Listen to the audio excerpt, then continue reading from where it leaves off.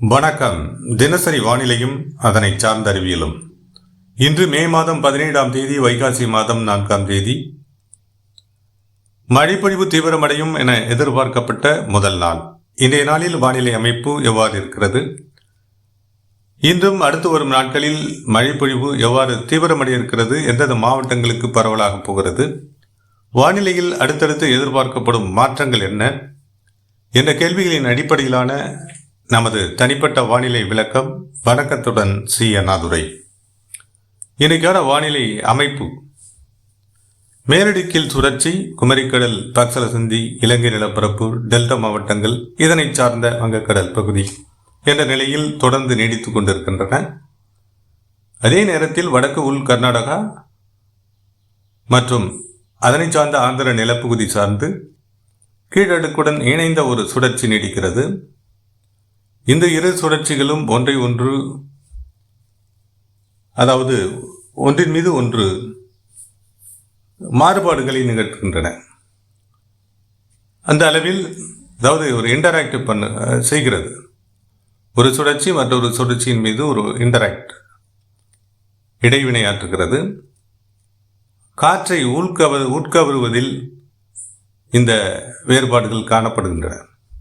தெற்கில் நிலவும் மேலடுக்கு சுழற்சி வலுவடைவதை வடக்கில் நிலவும் சுழற்சி கட்டுப்படுத்துகிறது.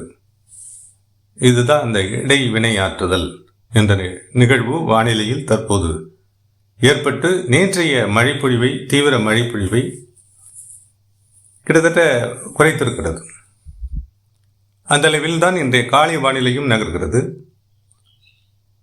கடலோர பகுதிகளில், வடகடலோர பகுதிகளில், குறிப்பாக விழுப்புரம், கடலூர், மயிலாடுதுறை இந்த மாவட்டங்கள் சார்ந்து வலுவான மேகமூட்டமான நிலையும், அதே போல நாகப்பட்டினம், திருவாரூர், தஞ்சாவூர் மாவட்டங்களிலும் ஆங்காங்கே மேகமூட்டமான வானிலை நிலையும் அமைப்பும், அதே போல புதுக்கோட்டை, ராமநாதபுரம் கடலோர பகுதிகள், தூத்துக்குடி, நெல்லை, குமரி இந்த மாவட்டங்களினுடைய கடலோர பகுதிகளில் மேகமூட்டமான வானிலை அமைப்பும், அங்கொன்றும் இங்கொன்றுமாக கடலோர பகுதிகளில் மழைப்பொழிவும் தற்போதைய நிலையில் ஏற்பட்டு வருகிறது. அடுத்து வரக்கூடிய மணி நேரங்களில் இந்த வானிலை அமைப்பில் எந்த மாற்றங்கள் ஏற்படும் என்பதை பார்க்கலாம். வடக்கில் நிலவும் சுழற்சியானது வடமேற்கில் நகர்ந்து வலுவிழக்கும். அதாவது இன்று அல்லது நாளை காலைக்குள் வலுவிழந்துவிடும். அந்த நிலையில் தெற்கில் மேலடுக்கில் நிலவும் சுழற்சி வெப்பம் உயர வலுப்பெறும்.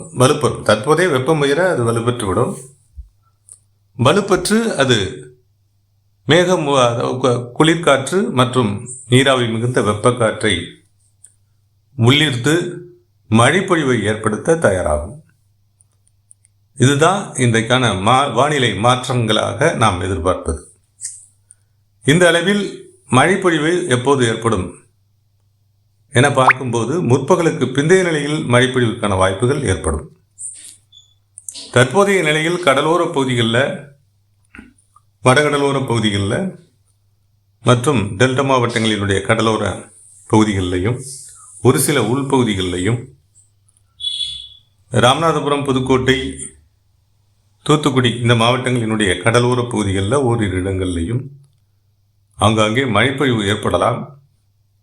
முற்பகலுக்கு பின்பே மழைப்பொழிவு வலுவடையும், சுழற்சியும் வலுவடையும் என்ற நிலையில் இன்றைய வானிலை நகர இருக்கிறது. மழைப்பொழிவிற்கான வாய்ப்புகளை பார்க்கலாம். முற்பகலுக்கு பிந்தைய மழைப்பொழிவு வாய்ப்புகளாக மயிலாடுதுறை, அரியலூர், திருவாரூர், தஞ்சாவூர், நாகப்பட்டினம் மாவட்டத்தினுடைய உள்பகுதிகள், ஒரு சில கடலோர பகுதிகள்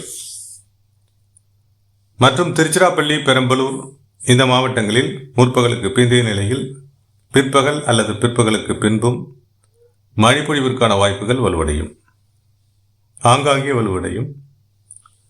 இதே நிலையில் தெற்கில் குமரி, நெல்லை, தூத்துக்குடி, தென்காசி, விருதுநகர் இந்த மாவட்டங்கள் சார்ந்து முற்பகலுக்கு பிந்தைய நிலையில் ஓரிரு இடங்களில் கடலோர பகுதிகள் சார்ந்தும், பிற்பகலுக்கு பிந்தைய நிலையில் உள்பகுதிகளிலும் மழைப்பொழிவு ஆங்காங்கே ஏற்பட தொடங்கும். அதே போல ராமநாதபுரம், சிவகங்கை, மதுரை, தேனி, திண்டுக்கல் மாவட்டங்களிலும் பிற்பகலுக்கு பிந்தைய நிலையில் கிட்டத்தட்ட மாலை இரவு நேரத்தில் மழைப்பொழிவு வலுவடையும்.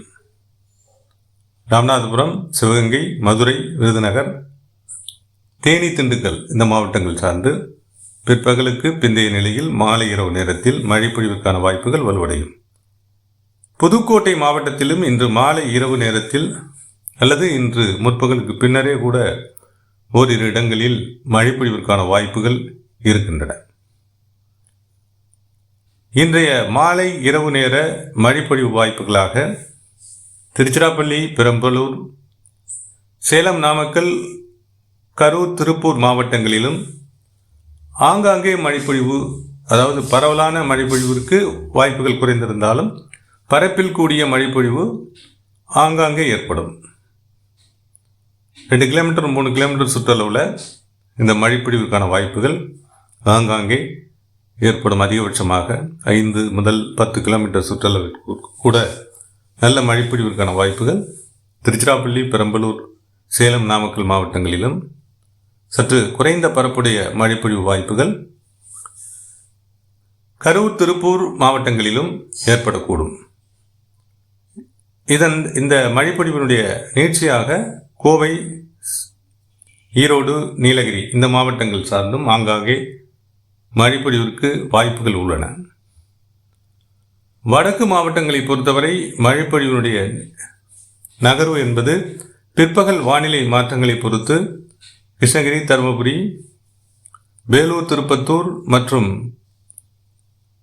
இதர வடக்கு மாவட்டங்கள் ராணிப்பேட்டை, கள்ளக்குறிச்சி, திருவண்ணாமலை இந்த மாவட்டங்கள் சார்ந்தும் பிற்பகலுக்கு பிந்தைய வானிலை மாற்றங்களை பொறுத்து சுழற்சியினுடைய வடக்கு நோக்கிய மேலடுக்கு சுழற்சியினுடைய வடக்கு நோக்கி விரிவடைதலை பொறுத்து வடகடலோர மாவட்டங்கள் மற்றும் மேற்சொன்ன வடக்கு உள் மாவட்டங்களிலையும் வடக்கு மாவட்டங்களிலையும் மழைப்பொழிவிற்கான வாய்ப்புகள் இன்றைய நிலையில் தீவிரமடையலாம். அடுத்தடுத்த நாட்களில் மழைப்பொழிவு வடக்கு நோக்கி வலுவடையும் என நாம் தொடர்ந்து வலியுறுத்தி வருகின்றோம். இந்த நிகழ்வினுடைய இறுதி நாட்கள் வடக்கு மாவட்டங்களுக்காகவும் மழைப்பொழிவாகவும் வடகடலோர மாவட்டங்களுக்கான மழைப்பொழிவாகவும் வலுவான மழைப்பொழிவாகவும் அமையும். அதே நேரத்தில் தெற்கு மாவட்டங்கள், மத்திய மேற்கு மாவட்டங்கள்லையும் டெல்டா மாவட்டங்கள்லையும் வலுவான மழைப்பொழிவு நீடிக்கும். மேலும் இந்த நிகழ்விற்கான கால அளவு என்பது மேலும் நீடிக்கவும் வாய்ப்பு இருக்கிறது. அதாவது வரும் 21ஆம் தேதி வரை அதிகபட்சமாக இந்த சுழற்சி நீடித்து கீழடுக்குடன் இணைந்து மத்திய வங்கக்கடல் நோக்கி ஒரு வலுப்பெற்ற நிகழ்வாக விடைபெற்று செல்லும். அத்துடன் மழைப்பொழிவுக்கான வாய்ப்புகளும் குறையும் என்று நாம் எதிர்பார்த்தோம். தற்போதைய நிலையில் மேலும் 2 தினங்கள் 22, 23, 24 வரை கூட மழைப்பொழிவு, தமிழகத்திற்கான மழைப்பொழிவு நீடிக்கக்கூடும். 23, 24 கடலோர பகுதிகளுக்கு மழைப்பொழிவும் மேற்கு மாவட்டங்களில் மழைப்பொழிவும் நீடிக்க வாய்ப்புகள் இருக்கலாம். 23, 24 வரை. இந்த நிலையில் இந்த சுற்றிற்கான மழைப்பொழிவு இன்று முதல் தீவிரமடையும் என்பதில் மாற்று விளக்கங்கள் தற்போதைய நிலையில் இல்லை. ஏன்னா இன்று முதல் தீவிரமடையும். இதுதான் இந்த இன்டராக்ட் ஆந்திர கர்நாடக பகுதி காற்று சுழற்சியும் தெற்கில் நிலவும் மேலடுக்கு சுழற்சியும் ஒன்றின் மீது ஒன்று இடைவினையாற்றுவதன் காரணமாக இந்த மழைப்பொழிவு தாக்கம் நேற்றைய நிலையில் நேற்று மாலை இரவு மற்றும் அதிகாலை மழைப்பொழிவை சற்று வலு குறைத்திருக்கிறது. மழைப்பொழிவுடைய தாக்கம் குறைந்ததற்கான காரணங்களாகும். இது இன்றைய நிலையில் மாறிவிடும். இயல்பாகவே வெப்பம் உயர மேலடுக்கு சுழற்சி வலுப்பெறுகிறது. அதிகப்படியான நீராவி வெப்பம் மிகுந்த நீராவி அதிகரிக்கிறது. காரணமாக சுழற்சி மேம்படுகிறது. சுழற்சி மேம்பட குளிர்காற்றை உயரழுத்த பகுதியில் இருந்து எளிதாக உட்கவர்ந்து மழைப்பொழிவை ஏற்படுத்த தயாராகிறது. இந்த வேகம் பெறக்கூடிய நிகழ்வினை பாதிக்கக்கூடிய நிலையாக தான் வடக்கில் இருந்த காற்று சுழற்சி இன்று வரை காலை வரை இடைவினையாற்றி கொண்டிருந்தது. தற்போதைய நிலையில் அது வடமேற்கில் நகர்ந்து வலு குறைந்துவிடும். மேலடுக்கு சுழற்சி இயல்பாகவே இங்கே வெப்பம் ஏற வலுவடையும் என்பதுதான் உறுதியாக நாம் எதிர்பார்ப்பது. எனவே மழைப்பொழிவு அறிவிப்புகளிலும் விளக்கங்களிலும் மாற்றங்கள் ஏதுமில்லை. மழைப்பொழிவு நீடிக்கும். மழைப்பொழிவு மேலும் 2 தினங்கள் நீடிக்க அதிகபட்ச வாய்ப்புகள் இருக்கின்றன. 21 வரை அறிவிக்கப்பட்டது. 22, 23 வரை நீடிக்கக்கூடும். தீவிர மழைப்பொழிவு நிச்சயமாக இருக்கிறது. எனவே தொடர்ந்து இணைந்திருப்போம். தொடரும் வானிலை பற்றிய அண்மை தகவல்களுடன் மீண்டும் இணைகிறேன். தொடர்ந்து இந்த இணைப்பில் நீடித்த அனைத்து உள்ளங்களுக்கும் நன்றி.